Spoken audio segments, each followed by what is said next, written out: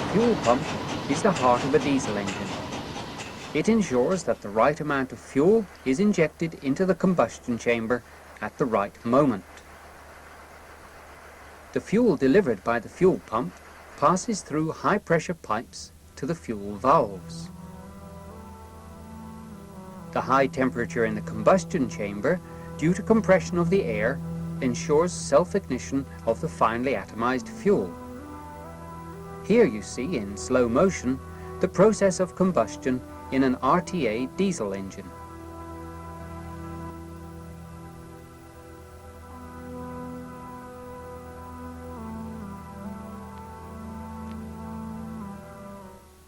To ensure optimal combustion at all times, the fuel pump must be periodically checked and adjusted.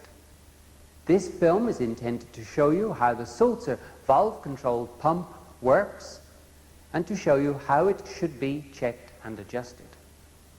This sectional model enables you to follow the working principle of the fuel pump. With its upward stroke, the plunger delivers fuel to the injection valves. The suction valve controls the beginning of fuel delivery by closing, while the spill valve controls the end of delivery by opening. The delivery valve functions only as a non-return valve. The closing of the suction valve and the opening of the spill valve are controlled by the upward motion of the plunger drive through these two rocker arms and adjustable push rods. From this, it is clear that fuel is only delivered when the suction and spill valves are closed. By turning the eccentric shaft, which acts as the rocker arm fulcrum, the spill valves are made to open earlier or later, regulating in this way the fuel quantity to be delivered. As a guiding value for the fuel delivery rate, there is a scale from 0 to 10, the so-called load indicator.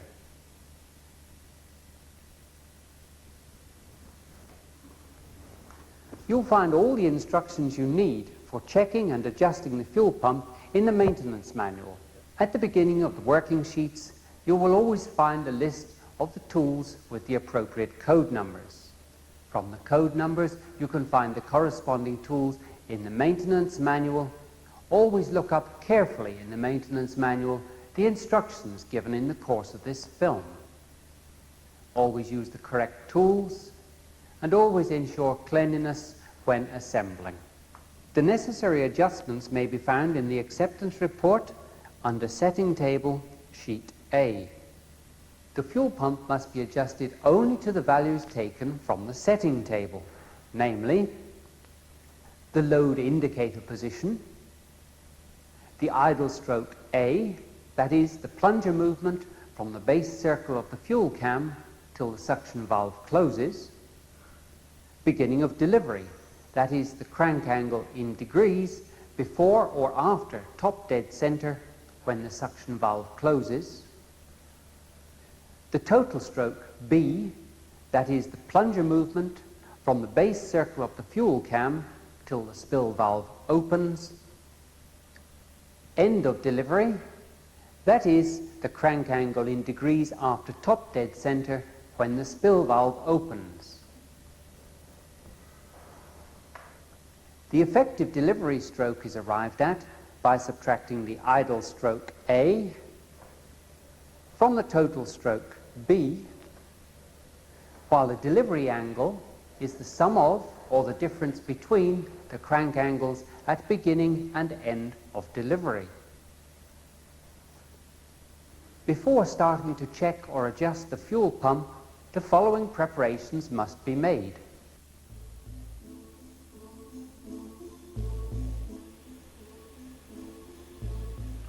The engine should have run at least 30 minutes on diesel fuel before it is stopped.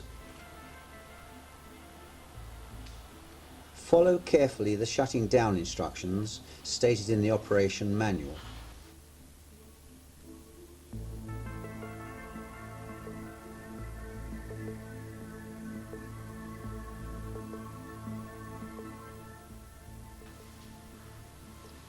Before starting with the fuel pump timing, carefully check the fuel pump linkage. It must move easily and must not be slack or worn. Worn linkages have to be replaced.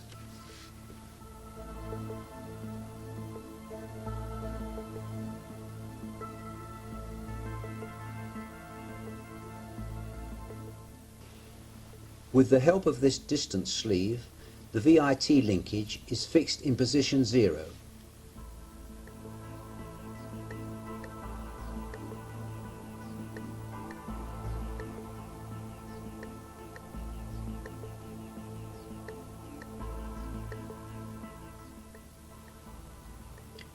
Make sure that the pointer on the VIT indicator is now exactly at position 0.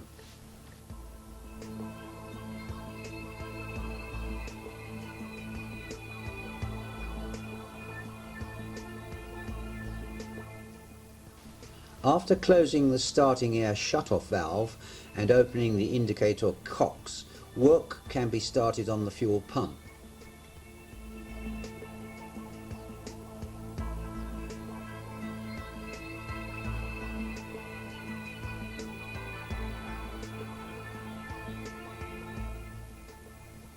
Close the fuel supply and return valves on the fuel pumps in question.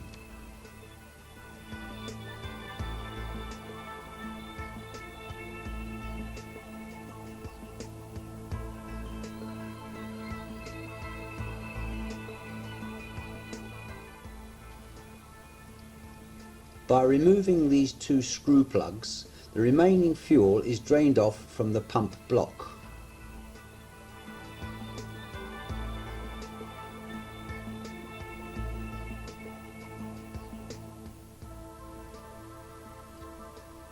Before adjusting the fuel pump, make sure that the cams and rollers are in good condition. Before the fuel pump can be adjusted, there are further preparations to be made. Start up the oil pumps for the bearings and crossheads in order to get the fuel cam reversing servo motors into the correct position.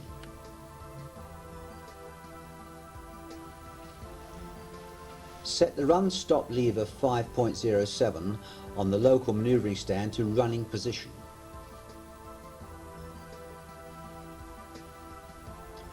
Set the reversing lever 5.03 on the local manoeuvring stand to ahead before engaging the turning gear in order to avoid a 30-bar pilot air system breakdown.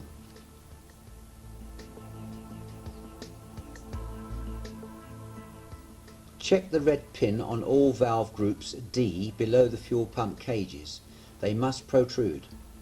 The protruded red pin shows the correct end position of the corresponding reversing servo motor.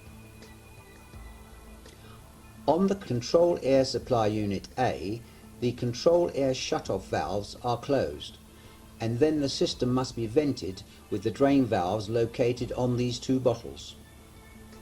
Look up the maintenance manual on this point.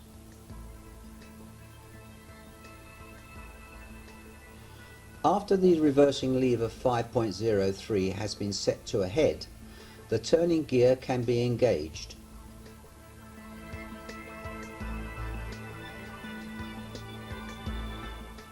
Now the fuel lever 3.12 is disengaged from its remote control position by lifting it up. Thereafter it will be engaged with the fuel linkage and brought to position 8. Set the fuel lever 3.12 on the local manoeuvring stand so that the pointer of the main load indicator coincides exactly with position 8 specified in the acceptance report. Finally, check that no fuel delivery reducing spacers below the valve push rods have been fitted. Refer to the maintenance manual.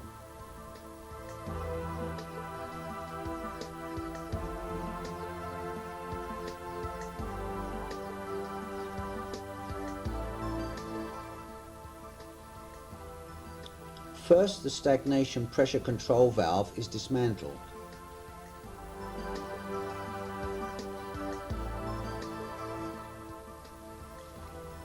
Watch that no parts drop out.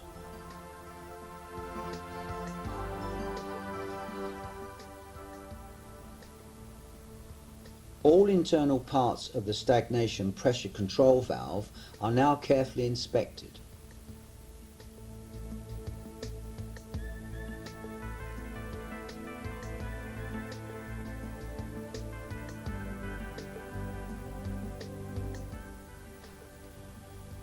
Defective parts must be replaced.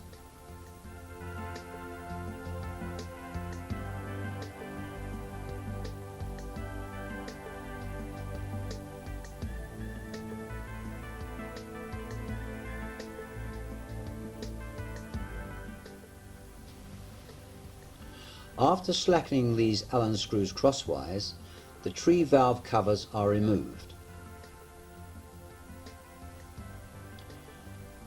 After lifting off the valve covers, note the valve designations. S for suction, D or P for delivery, and U for spill valve.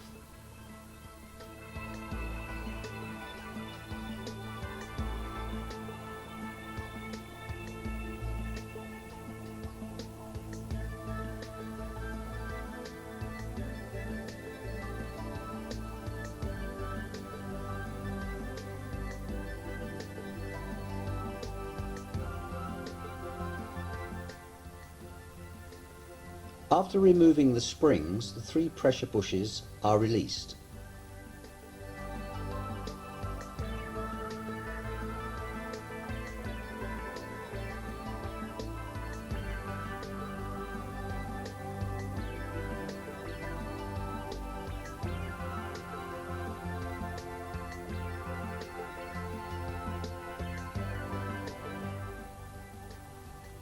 Now carefully take out the pressure bushes.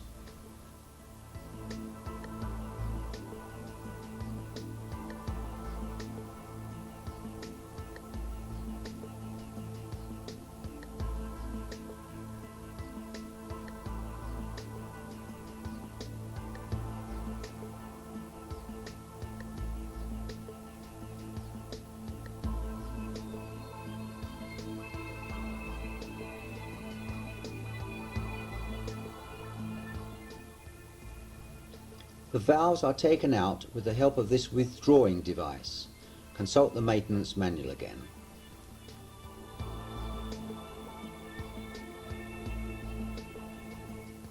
The valve cover and valve contact surfaces on the fuel pump block must be in good condition. Rough or damaged contact surfaces must be reconditioned. If necessary, the sealing surfaces on the fuel pump block and covers can be reconditioned with this lapping tool. Refer to the maintenance manual. Examine the 3 valves carefully, especially their seats and contact surfaces in the fuel pump block. Defective valves must be replaced before the fuel pump timing is carried out. This is the suction valve stamped with S.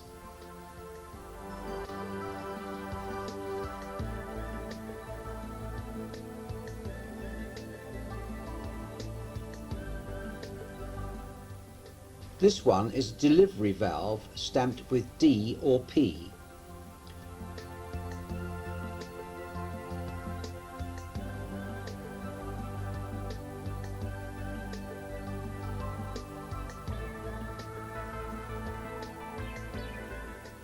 And finally, the last one is the spill valve stamped with U.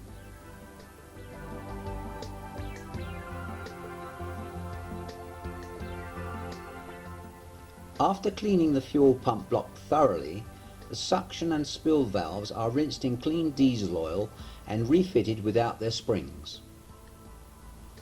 Don't mix up the valves. Use Molykote paste G as lubricant. Make sure that the threads of the pressure bushes are in perfect condition.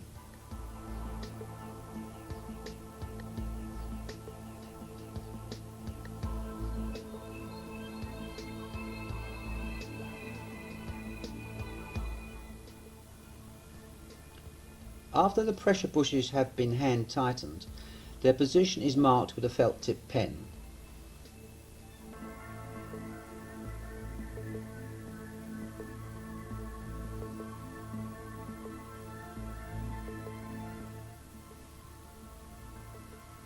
The final tightening must be done with a torque wrench to a torque of 160 Newton meters.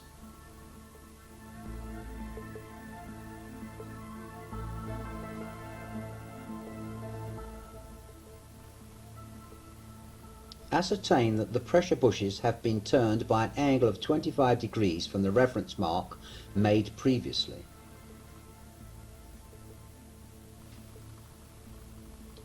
Before mounting the dial gauges and their holders, make sure that they move easily.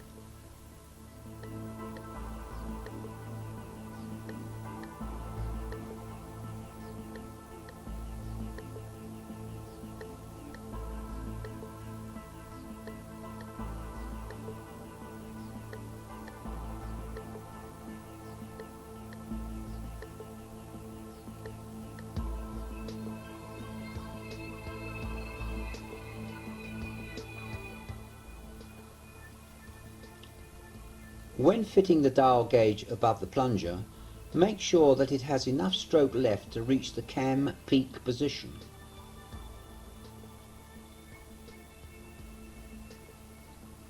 After all preparations have been made, the fuel pump is adjusted as follows.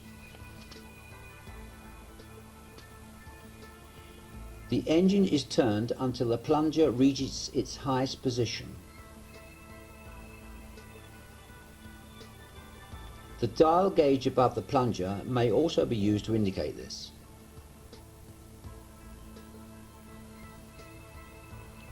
The dial gauge above the suction valve, now closed, is set to 0, or if necessary with a certain pretension.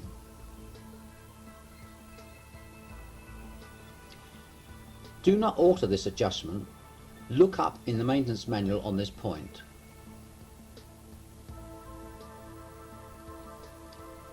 The engine is turned astern until the plunger reaches its lowest position.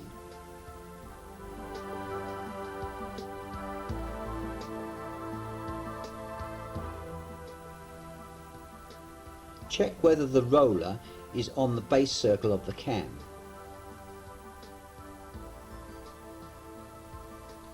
The dial gauges above the spill valve, which is now closed, and above the plunger are both set to 0.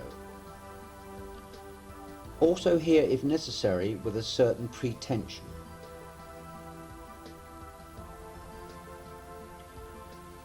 Do not alter the adjusted gauges. As a general rule, make absolutely sure that all adjustments and readings are reached only when turning ahead to avoid angle differences caused by the gear backlash.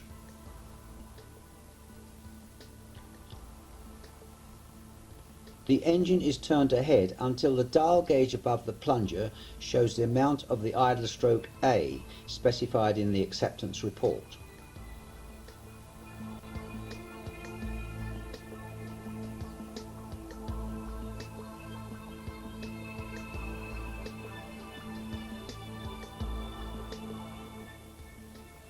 With these special wrenches, the adjustable push rod of the suction valve is adjusted so that the dial gauge above it shows 0.02 millimeters. Don't forget the pre-tensioning figures. The locking nut of the push rod in question must have been previously firmly tightened.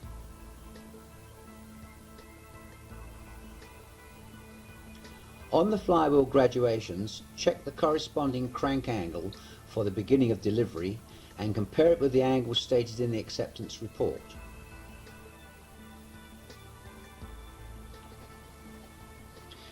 The maximum admissible deviation is plus or minus 0.3 degrees.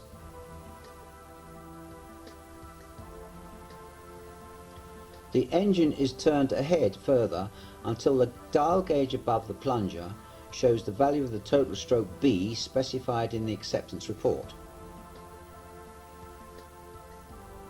Also here, don't forget the pre-tension you may have set previously.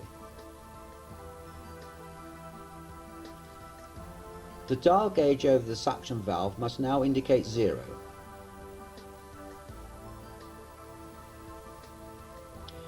Just like the suction valve, the adjustable push rod of the spill valve is adjusted so that the dial gauge above it shows 0.02 millimeters.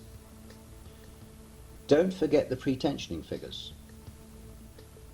The locking nut of the push rod in question must have been previously firmly tightened.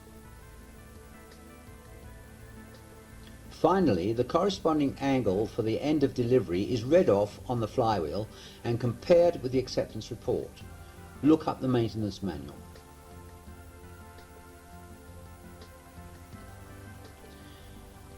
After the fuel pump has been checked and adjusted in this way, the cutout checks must be performed. These are very important to the safety of the engine. The engine is now first turned astern and then ahead until the gauge above the plunger shows the amount of the idle stroke A. At the same time, the dial gauge above the suction valve must show 0.02 millimeters. Don't forget the pre-tensioning figures.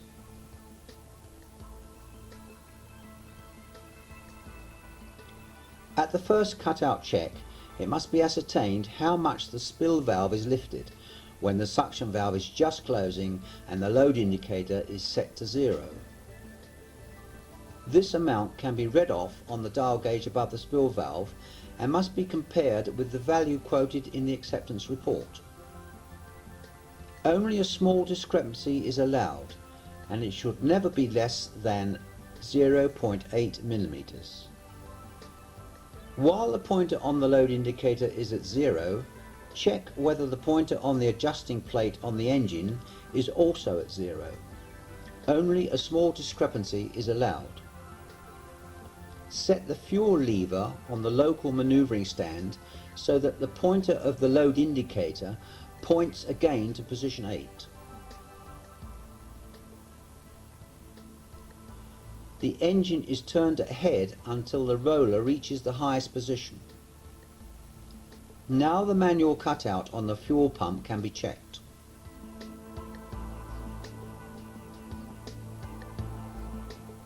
Attach the open-ended ring spanner to the cutout device. Push fully in and afterwards turn the spanner through 100 degrees in an anti-clockwise direction.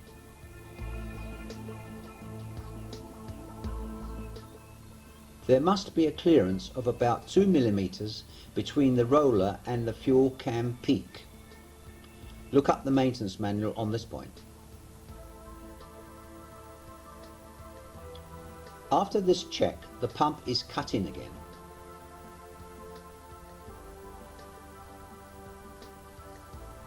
The adjustment of the fuel pumps have been completed. All parts are now reassembled in the reverse sequence.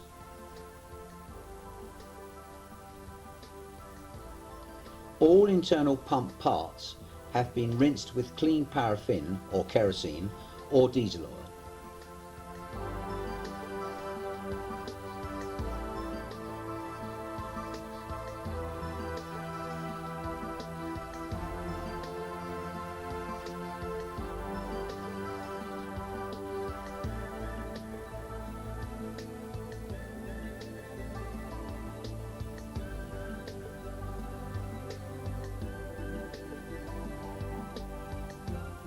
Use Molykote Paste G as lubricant.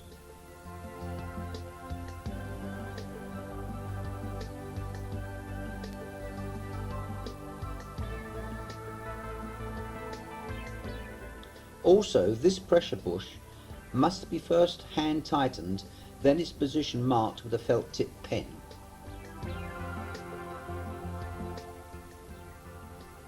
The final tightening must be done with a torque wrench to a torque of 160 Newton meters. Ascertain also that this pressure bush has been turned by an angle of 25 degrees from the reference mark made previously.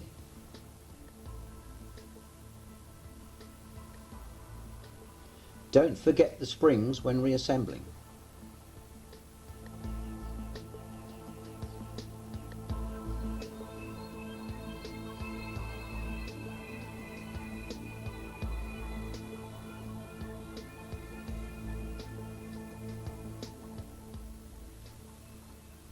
Grease all Allen screws with Molykote Paste G.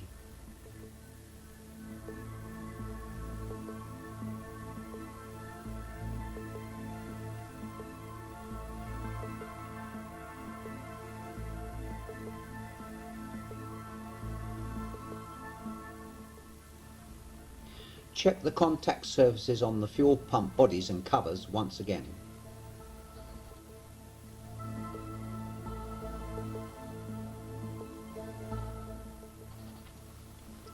Also, these Allen screws are tightened evenly and crosswise in stages to a torque of 60 Newton meters.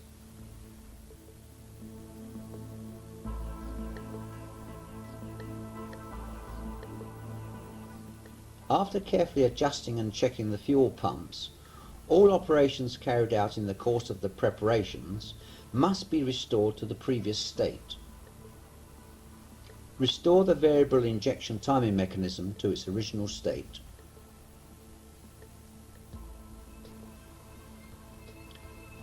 Set the fuel lever 3.12 to remote control position again.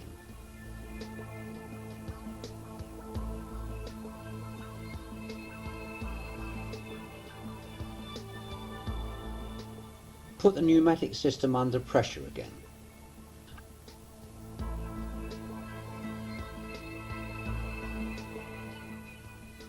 Open the cocks of the fuel supply and return lines in the fuel channel, place the fuel system under pressure and perform a leak test. If necessary, the fuel system can be vented here with this priming valve. Finally, check the electrical safety cutout devices. For these very important checks, all systems must be in operation so that the engine is ready to start. The first cutout check must be performed with the reversing lever 5.03 still in position ahead. By moving the run-stop lever 5.07 to stop, the cutout devices above all fuel pump blocks must be lifted. Watch the indicator pins above it. They must protrude. For the second cutout check, ascertain that the reversing lever 5.03 is set to the remote control position and the run-stop lever 5.07 is again set to the run position. Now press the emergency stop knob on the local control panel. Here also, just like the first check, the cutout device above all fuel pump blocks must be lifted. Watch the indicator pins above it, they must protrude.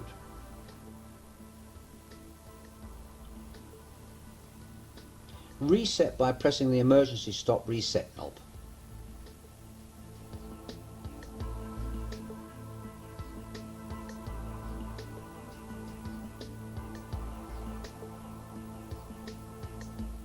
Before we can do the last cutout check, the pipe connection G6 in the pneumatic logic unit G must be disconnected. If the air leak becomes too big and consequently the pressure drops down, plug G6. This cutout check must be performed by lowering a pressure in one of the main systems, for instance by closing the air spring venting valve 4.08 in the control air supply unit A. Here also, like the other checks, the cutout device above all fuel pump blocks must be lifted. Again, watch the indicator pins above it, they must protrude. Open the air spring valve 4.08 and reconnect G6 again. Now the control system is ready for takeover to remote control and the engine is ready again to go into operation.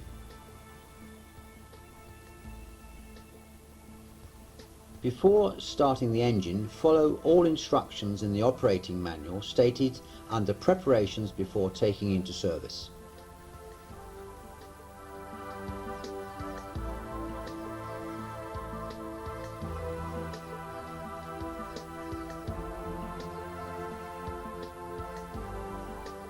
The fuel pumps should be checked and adjusted in this way every 6,000 to 8,000 hours of operation, or if fuel pump parts likely to affect fuel injection timing have been replaced.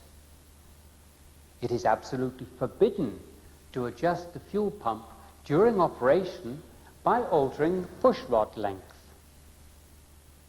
If you have any questions about this film, please address them to a station of our worldwide service organization. At this point, we would like to draw your attention to our diesel training center in Winterthur.